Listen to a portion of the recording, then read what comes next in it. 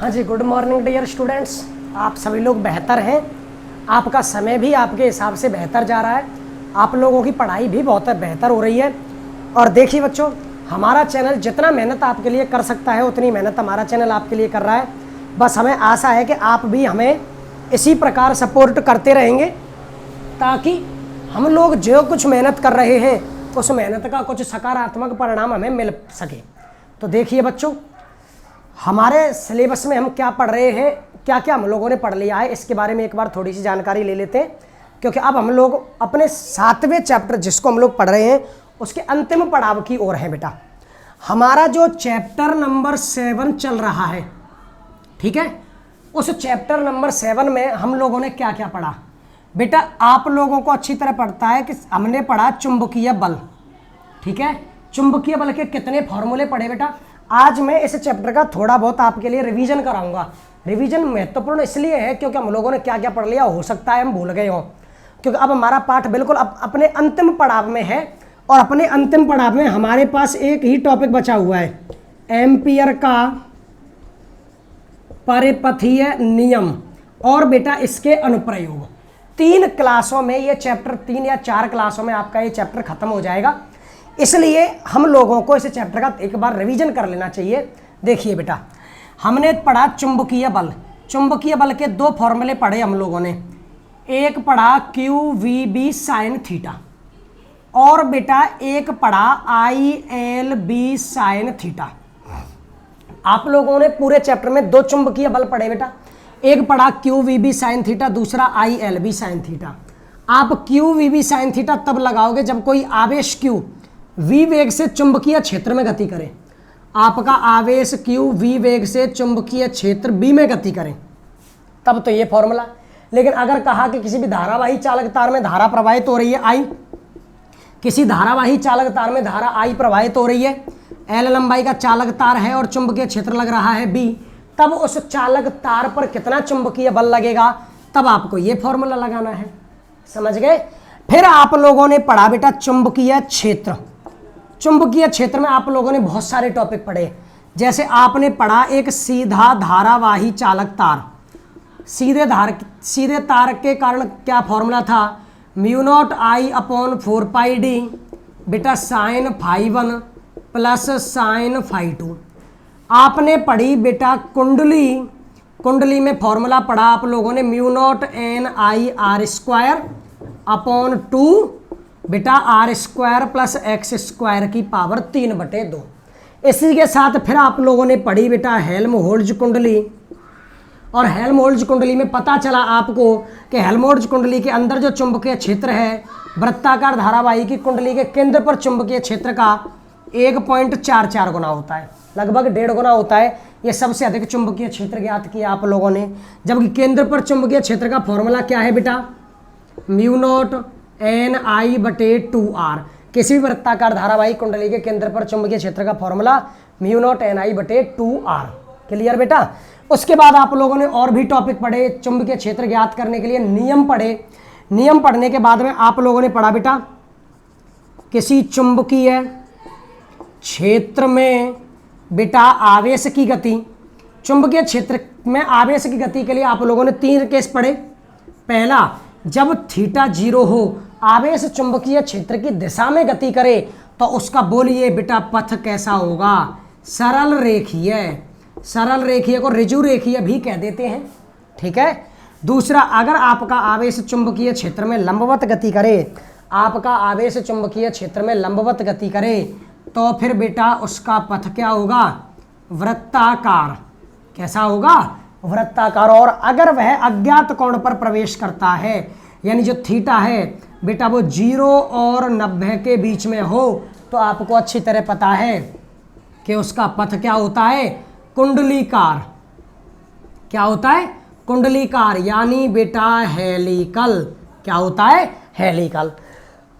जब आप लोगों ने ये पढ़ लिया तो इसके बाद में आप लोगों ने पढ़ा इसी पर आधारित साइक्लोट्रॉन, ठीक है। साइक्लोट्रॉन का कार्य क्या था बेटा, आपको अच्छी तरह पता है। साइक्लोट्रॉन का कार्य था बेटा कोई भी भारी धनावेशित कण हो, कोई भी भारी धनावेशित कण हो और उस कण को क्या करना बेटा, त्वरित करना। उस कण को क्या करना, त्वरित करना। त्वरित करने का मतलब है उसकी ऊर्जा और उसके वेग को बढ़ा देना, उसकी ऊर्जा और उसके वेग को बढ़ा देना। लेकिन केवल कैसा, भारी धनावेशित कण होना चाहिए। कैसा होना चाहिए बेटा, भारी धनावेशित कण, क्योंकि ऋणावेशित कण हल्का होता है, उसको त्वरित कौन करता है, आपको मैंने नाम बताया था बेटा, बीटाट्रॉन। कौन करता है, बीटाट्रॉन। ये ऐसा नाम है जैसे आप लोग ट्रांसफॉर्मर की मूवी पढ़ रहे हो, ट्रांसफॉर्मर की मूवी देख रहे हो, वैसे नाम है, साइबरट्रॉन, मेगाट्रॉन। तो बेटा साइक्लोट्रॉन भारी धनावेशित कण को त्वरित करता है और बीटाट्रॉन ऋणावेशित कण को त्वरित करता है। ठीक है बेटा, ये सब पढ़ने के बाद में आप लोगों ने कुंडली, आपके कुंडली पर चुंबकीय बल पढ़ा, कुंडली पर लगने वाला परिणामी चुंबकीय बल पढ़ा, दो धारावाही समांतर चालक तारों के बीच में चुंबकीय बल पढ़ा, चुंबकीय क्षेत्र ज्ञात किए, आपके धारावाही आयताकार धारावाही कुंडली पर बलाघूर्ण पढ़ा बेटा। जब आपने दो समांतर तार पढ़े, जब आपने दो समांतर तारों के बीच में चुंबकीय बल निकाला तो फिर बेटा वो निकला dF/dl, प्रति एकांक लंबाई चुंबकीय बल क्या निकला, μ0 N1 N2। बेटा वो फॉर्मूला dF/dl, μ0 I, क्या बेटा, μ0 I1 I2 बटे 2πd, क्या निकला, μ0 I1 I2 बटे 2πd। दो समांतर धारावाही चालक तार जिसमें बेटा दो धाराएं I1 और I2 प्रवाहित हो रही हैं और बेटा वो दोनों तार एक दूसरे से d दूरी पर हैं।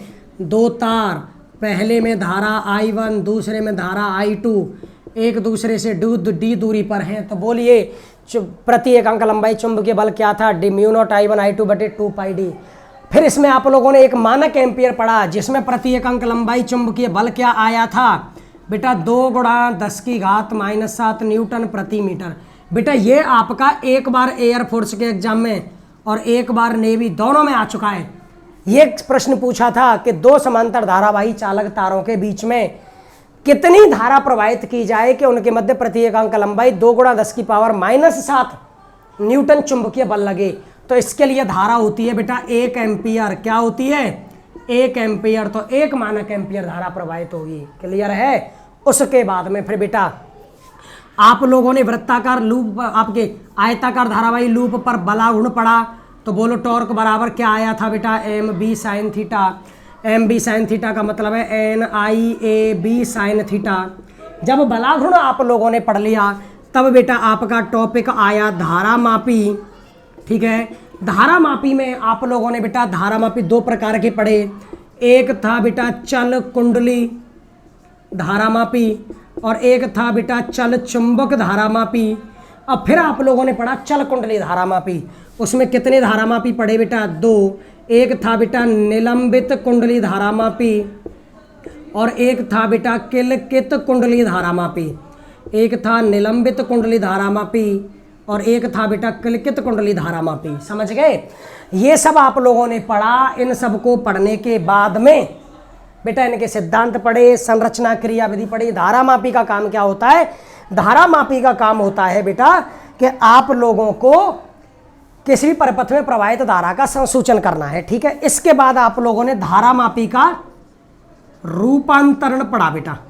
क्या पढ़ा, रूपांतरण किस किस में, एक तो पढ़ा बेटा अमीटर में और एक पढ़ा बेटा वोल्ट मीटर में।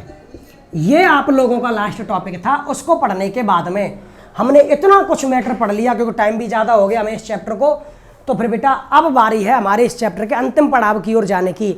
इस चैप्टर का जो अंतिम पड़ाव है बेटा वो है एम्पियर का परपथी नियम, जिसको आज हम शुरू करने वाले हैं। एमीटर वोल्टमीटर के बारे में मैं एक बार समझा दूं, किसी बच्चे ने अगर क्लास नहीं देखी हो तो। बेटा एमीटर का काम है धारा मापन करना, वोल्टमीटर का काम है वोल्टता का मापन करना।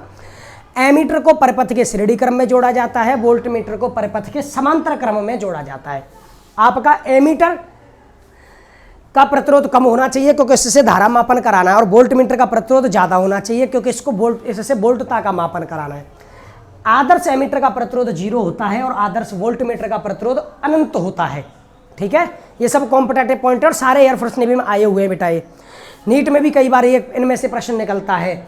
अच्छा, उसके बाद एमीटर अगर हमें बनाना है तो प्रतिरोध कम लेना पड़ेगा, संट। कम मान का प्रतिरोध कौन सा लेना पड़ेगा बेटा? शंट। वोल्ट मीटर बनाना है तो अधिक मान का प्रतिरोध R। एमीटर बनाने के लिए कम मान के प्रतिरोध को कुंडली के समांतर क्रम में, और वोल्ट मीटर बनाने के लिए अधिक मान के प्रतिरोध को कुंडली के श्रेणी क्रम में जोड़ा जाएगा। इस तरह आप लोगों ने ये सब कुछ पढ़ लिया है। अब इसको पढ़ने के बाद में हम चलते हैं बेटा चैप्टर के अंतिम पड़ाव की ओर।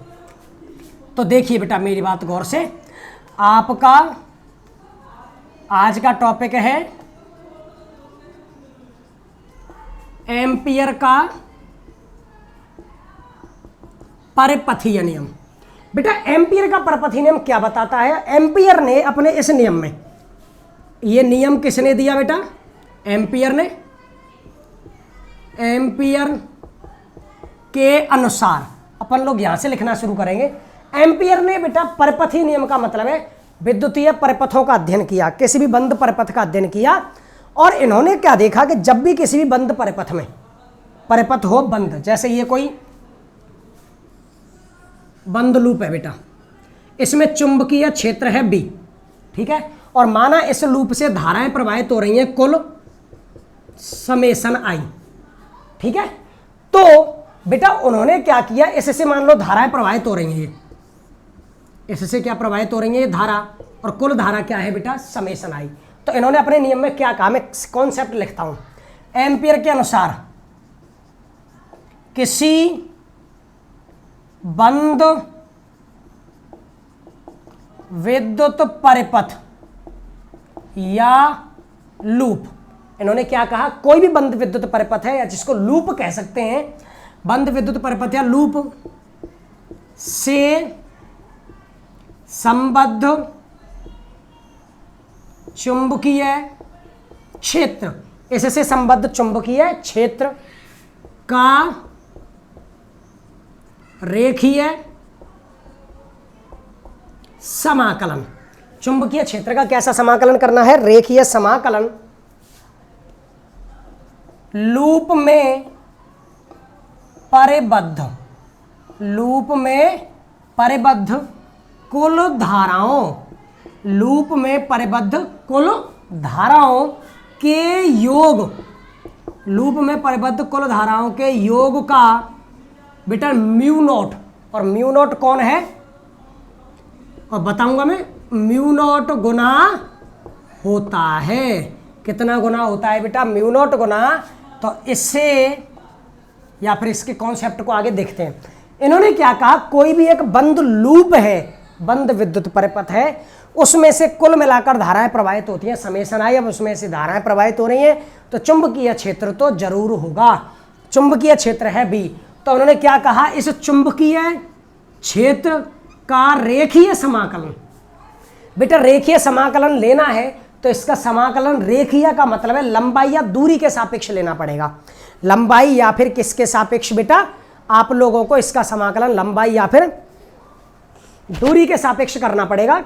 और आप लोग जब इसका समाकलन लंबाई या दूरी के सापेक्ष करोगे तो समाकलन के लिए आपको लोगों को क्या लेना पड़ेगा बेटा? dl, क्या dl, और उसका समाकलन, उसका समाकलन किसके बराबर होता है बेटा? इसमें प्रवाहित कुल धाराओं,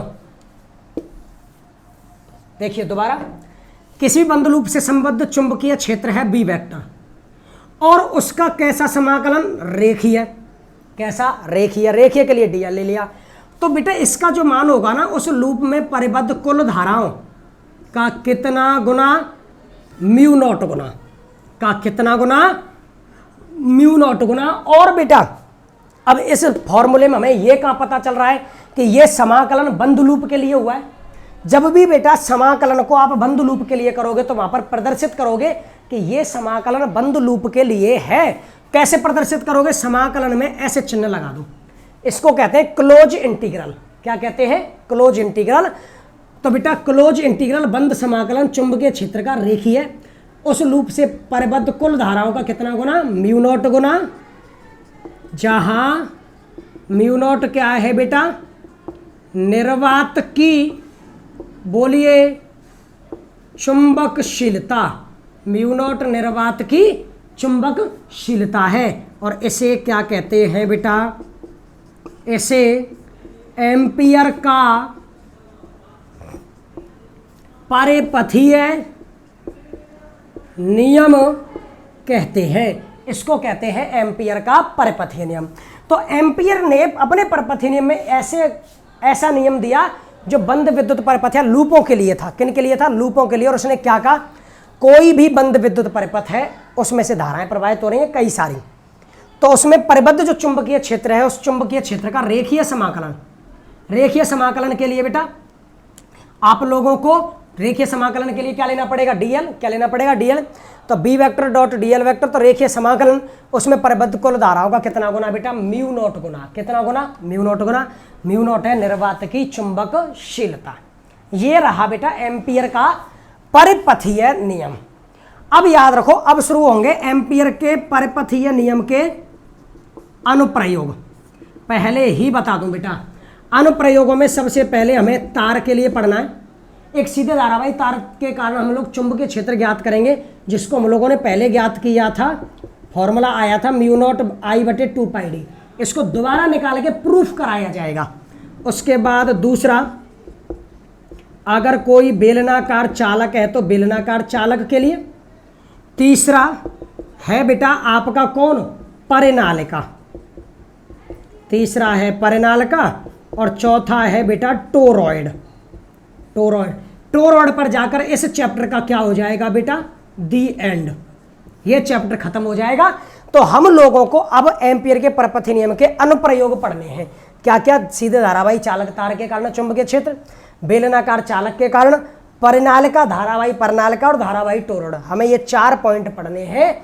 तो आप लोगों को इन चारों को पढ़ने के लिए 2 चीजें बता दूं मैं आपको। पहले, कल की क्लास से बेटा मैं न्यूमेरिकल बहुत ज्यादा कराने वाला हूं, क्योंकि असल में अब तक मैंने जितने टॉपिक पढ़ाए हैं उन पर न्यूमेरिकल बहुत कम बनते हैं, लेकिन अब मैं जो पढ़ाने वाला हूं इन पर न्यूमेरिकल सबसे ज्यादा बनते हैं। आपके एग्जाम में न्यूमेरिकल आएगा तो इन्हीं चारों में से आएगा। तो कल से मैं न्यूमेरिकल बहुत कराने वाला हूं। दूसरी बात, अगर मैंने एक दिन में एक टॉपिक और न्यूमेरिकल भी कराए तो भी 4 दिन का चैप्टर रह गया है। और दूसरी बात बेटा, आप लोगों को यह समझने के लिए नियम याद होना चाहिए। आज मैं आपकी क्लास में नहीं करा रहा अगला टॉपिक, कोई भी जल्दीबाजी नहीं है मुझे। आप एम्पियर के परपथीय नियम को याद करके रखिए। कल मैं आप लोगों को सीधा तार कराऊंगा, हो सकता है बेलनाकार भी करवा दूं। तो जो भी टॉपिक होंगे वो हम टॉपिक करवाएंगे, लेकिन उसके साथ न्यूमेरिकल बहुत करवाएंगे। अभी मैं सीधा कोई न्यूमेरिकल आपको नहीं करवा सकता, इसलिए अभी हम थोड़ा सा रुकते हैं। कल से हम लोग न्यूमेरिकल्स जितने भी बचे हुए हैं सबको करेंगे। और बेटा देखिए, आप धीरे धीरे हम लोगों ने कितना कुछ पढ़ लिया, आपने देखा। बस बेटा उसका रिवीजन करना बहुत जरूरी है। आप उसका रिवीजन करें मेरी क्लासों को दोबारा देखकर, ठीक है? मेरी वीडियोज को दोबारा देखें, उससे रिवीजन करें। उससे बेस्ट रिवीजन कभी हो ही नहीं सकता। आप खुद नोट्स पढ़ोगे, उससे रिवीजन करोगे, वो अच्छा है, लेकिन उससे हजारों गुना ज़्यादा अच्छा है आप लोग रिवीजन करो मेरी वीडियो देखकर। समझ गए? तो मेरी वीडियो देखकर बेटा रिवीजन करो। आज आपका काम है इस एम्पियर के परपथीय नियम को याद करना, और आप लोग केवल इसको यहीं तक नोट करोगे। तो आप आज के लिए तो होमवर्क बहुत कम है। आज आपको ये एम्पियर का परपथीय नियम लिखना है, और उसके बाद कल हम लोग आपके सामने हाजिर होंगे फिर से किस टॉपिक को लेकर बेटा? किसी भी धारा अनंत लंबाई के सीधे धारावाही चालक तार के कारण चुंबकीय क्षेत्र ज्ञात करने के लिए टॉपिक को लेकर। तो बस बेटा तैयार रहिए, हम लोग आपको अब कल पढ़ाएंगे। रिवीजन करिए ढंग से, और बेटा चैनल को जितना ज़्यादा हो सके उतना ज़्यादा शेयर कीजिए, और बेटा पढ़ते रहिए। आज इसको याद कीजिए एम्पियर के परपथीय नियम को, कल हम फिर आप के लिए इसके अनुप्रयोग कराएंगे। ठीक है बच्चों? चैनल को बेटा शेयर करो, लाइक करो और सब्सक्राइब कराइए जितना ज़्यादा हो सके। आप लोगों का रेस्पॉन्स हमें बहुत अच्छा मिल रहा है, हम चाहते हैं और भी अच्छा हो। ठीक है बच्चों? तब तक के लिए जय हिंद, जय भारत।